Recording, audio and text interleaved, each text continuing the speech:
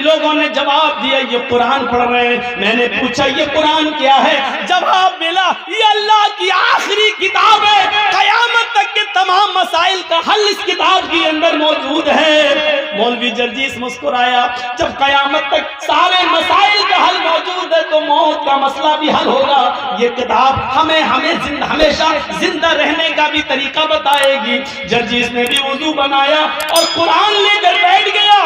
نیت تو یہ تھی کہ زندگی بھر زندہ رہیں، کبھی موت نہ آئے، قرآن میں ایسی آیت مل جائے. لیکن جرجیس جب قرآن پڑھ رہا تھا تو قرآن نے بھی ڈنکے کی چوٹ پر اعلان کر کے کہہ دیا اینما تکونوا یدرککم الموت ولو کنتم فی بروج مشیدہ. نہیں جرجیس، موت سے بچنے کا کوئی راستہ قرآن میں بھی نہیں ہے. تم جہاں بھی ہو، جس جگہ بھی رہو، موت تمہیں ادھر آ جائے گی، پکڑ کے رہے گی. چاہے پہاڑوں کی کوہ میں چلے جاؤ، سمندر کی تاریکیوں میں چلے جاؤ، آسمان کی بلندیوں پر کمند ڈال دو، چاند پہ رہنے لگو یا سورج تک پہنچ جاؤ، کہکشاؤں تک پہنچ جاؤ، انترکش تک پہنچ جاؤ، کہیں بھی چلے جاؤ، جہاں تم جا رہے ہو موت تمہارے پیچھے پیچھے جا رہی ہے. قل ان الموت الذی تفرون منہ فانہ ملاقیکم. تم جس موت سے بھاگ رہے ہو بھاگ نہیں سکتے. تم جہاں کھڑے ہو وہی موت تم سے ملاقات کرنے کے لیے وہ تم سے زیادہ تیز اسپیڈ میں دوڑ رہی ہے، وہ تم سے زیادہ تیز اسپیڈ میں آ رہی ہے، وہ تم سے زیادہ تیز اسپیڈ میں تمہارا سفر کر رہی ہے. تمہارے پاس آ کر رہے گی، تمہیں اپنے شکنجے میں لے کر رہے گی، تم سے مل کر رہے گی. فَإِنَّهُ مُلَاقِيكُمْ. وہ تم سے ملاقات کر کے رہے گی. ملاقات کس کو کہتے ہیں؟ السلام علیکم. وعلیکم السلام. آپ نے ہم سے ہاتھ ملایا، ہم نے آپ سے ہاتھ ملایا، آپ نے ہم کو دیکھا، ہم نے آپ کو دیکھا، یہ ہے ملاقات. آپ نے میری آنکھوں میں آنکھیں ڈالی، ہم نے آپ کی آنکھوں میں آنکھیں ڈالی، یہ ہے ملاقات. فَإِنَّهُ مُلَاقِيكُمْ. موت تم سے ملاقات کرے گی. اس کا ترجمہ میں یوں بھی کر سکتا ہوں کہ موت تمہاری آنکھوں میں آنکھیں ڈال کر رہے گی، یعنی موت تمہیں اپنی نظروں سے تمہاری آنکھوں میں آنکھیں ڈالے گی اور تمہاری روح اس وقت نکلے گی. وَأَنْتُمْ حِينَئِذٍ تَنْظُرُونَ. اپنی آنکھوں سے دیکھو گے. روح نکالنے والے فرشتے کو جب روح نکال رہا ہوگا وہ نکال کے لے جا رہا ہوگا. میرے بھائیوں، جب تمہاری روح نکلے گی، ہماری روح نکلے گی، وَأَنْتُمْ حِينَئِذٍ تَنْظُرُونَ. اس وقت مرنے والا اپنی آنکھوں سے دیکھ رہا ہوگا. بڑا عجیب مسئلہ ہوتا ہے جب روح نکلتی ہے. روح سب سے پہلے پیروں کے تلوے سے نکلتی ہے نیچے. آپ کسی مرنے والے کے قریب بیٹھیے اور دیکھیے سب سے پہلے اس کا پیر کام کرنا بند کرتا ہے.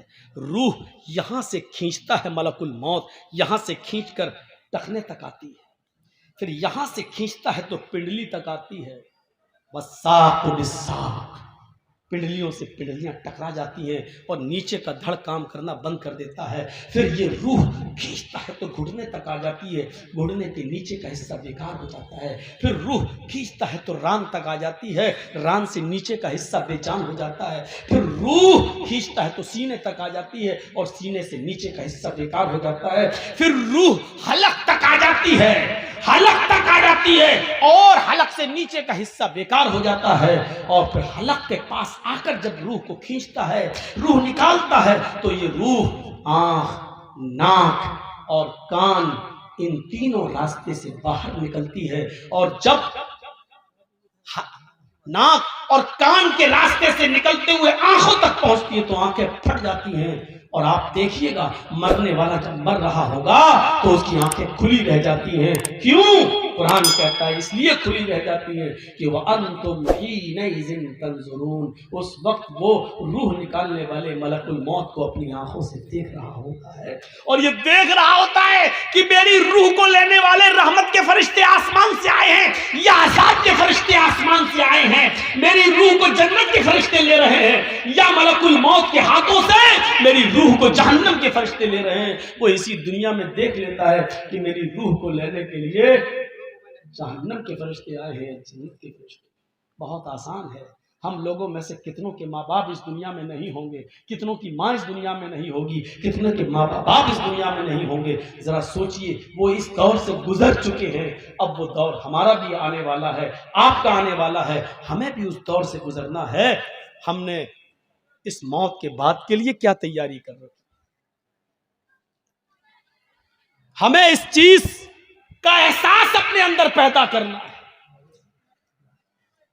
بہت خوش اور مگن ہو چکے ہم لوگ، بہت. یہ جو آوازیں آ رہی ہیں، چاہے عورتوں کے پنڈال سے آ رہی ہو، چاہے بازار سے آ رہی ہو، یہاں جلسہ ہو رہا ہے، قرآن پڑھا جا رہا ہے، حدیث پڑھی جا رہی ہے، یہ یاد رکھیے گا یہ آوازیں آپ کی ہوا میں نہیں گھوم رہی ہیں. آپ نے صبح سے لے کے شام تک ابھی جب سونے جائیں بستر پر تو سوچئے گا کتنی گالیاں دی ہیں اور کتنا آپ کی زبان سے سبحان اللہ اور الحمدللہ نکلا ہے، اس کا حساب لیجئے گا. آپ ابھی تک اپنی پوری زندگی کا نہیں لے پائیں گے، لیکن آج کا حساب لیجئے گا. آج صبح سے شام تک کتنی گالیاں دی ہیں، کتنوں کو دھوکہ دیا ہے، کتنوں کو ناجائز ستایا ہے، کتنوں پر ظلم کیا ہے اور کتنوں کے ساتھ اچھا سلوک کیا ہے. آپ نے جو کچھ بھی کیا ہے وہ اس ہوا میں گھوم نہیں رہا ہے، بلکہ اس کو فرشتے ریکارڈ کیے ہوئے ہیں. اچھا کیا تو دائیں ہاتھ کے فرشتوں نے ریکارڈ کر رکھا ہے، برا آپ کی زبان سے نکلا تو اس کو بائیں ہاتھ کے فرشتوں نے ریکارڈ کر لیا ہے. وہ اس ہوا میں ہے نہیں. یہ مت سوچئے گا کہ اس ہوا میں گھل گیا اور مل گیا اور چلا گیا، نہیں، وہ ریکارڈ ہے، وہ ریکارڈ ہے. اور قیامت کے دن اللہ اس ریکارڈ کو ہمارے سامنے پیش کر دے گا. فَمَن يَعْمَلْ مِثْقَالَ ذَرَّةٍ خَيْرًا يَرَهُ وَمَن يَعْمَلْ مِثْقَالَ ذَرَّةٍ شَرًّا يَرَهُ. ذرہ برابر نیکی کی ہوگی تو اس کو بھی تم اپنے نامہ اعمال میں دیکھ لو گے، ذرہ برابر برائی کی ہوگی تو اس کو بھی تم اپنے نامہ اعمال میں دیکھ لو گے.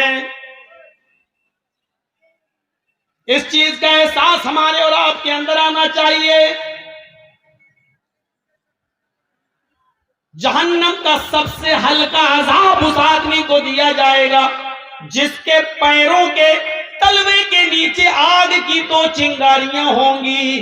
ان احون اہل النار عذاب یوم القیامت لرجل یوضع فی اخمص قدمیہ جمرتان. نوٹ کریے، ان احون اہل النار، سب سے ہلکا عذاب اس آدمی کو ہوگا، یعنی دنیا میں جس نے سب سے کم گناہ کیے ہوں گے، اور اس کو جہنم میں سب سے ہلکا عذاب دیا جائے گا. بھیا اسٹیج پر چلنا بند کر دیجئے آپ لوگ، یہ ہل رہا ہے، مجھے لگ رہا ہے کہ گر جائے گا. بند کریے آپ اور اصول بدلیے. جس کو چاہے اسٹیج پہ بٹھال دیا، پینٹ شرٹ آئی ٹائی اور کھینی والے سب اسٹیج پہ بیٹھے ہوئے ہیں. بن گئے سب مودی کے باپ، اسٹیج پہ بیٹھ گئے، بہت عزت ہو گئی، اور یہاں بیٹھ کے دھم دھم دھم دھم دھم دھم اور کر رہے ہیں.